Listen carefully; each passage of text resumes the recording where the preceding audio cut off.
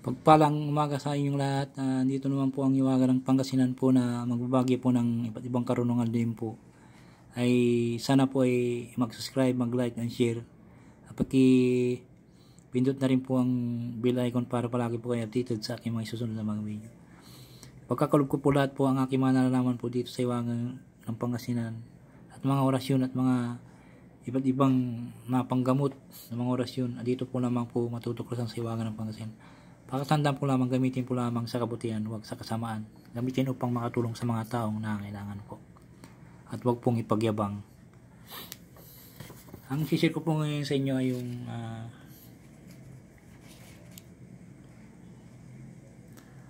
upang mawala ang galit ng kapwa tao. Hiwaga ng Pangasinan. Ang ang pamamaraan po nito ay magdasal po ng isang Ama Namin, sumasampalataya hanggang pinako sa krus. At pagkatapos magdasal ng po ay isunod po yung orasyon po na usalin po sa isip lamang po at po sa dibdib. Kung sakasakaling marami pong nagagalit po sa inyo na kapwa-tao, ay bago po kayo malis ng bahay ay dasalin nyo po ang isang Ama Namin, sumasampalataya hanggang ipinako sa krus, at sambitin po na bukal po sa puso, sa isip lamang po, at iipo sa dibdib o sa tubig inumin po ng 3 beses po. Naroon po ang orasyon po, arak dadum, arak dadum, arak dadum po. Yan po lamang po. Usalin po sa isip lamang po na may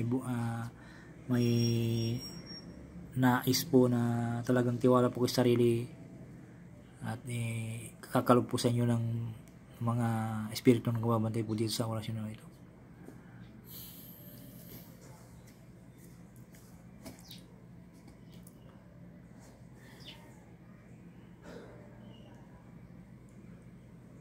Sana po ay huwag po kayong makalimot pong mag-subscribe, mag-like and share. Hiwaga ng Pangasinan po.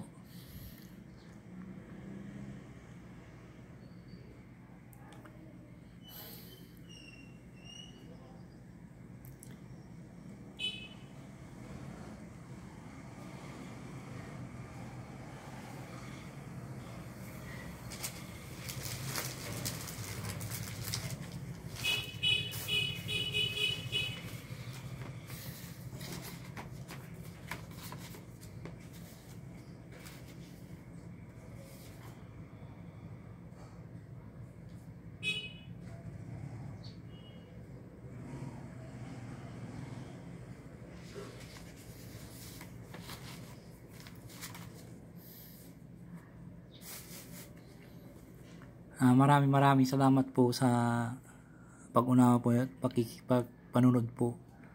Sana po ipakitulong po Hiwaga ng Pangasinan po. Maraming salamat po.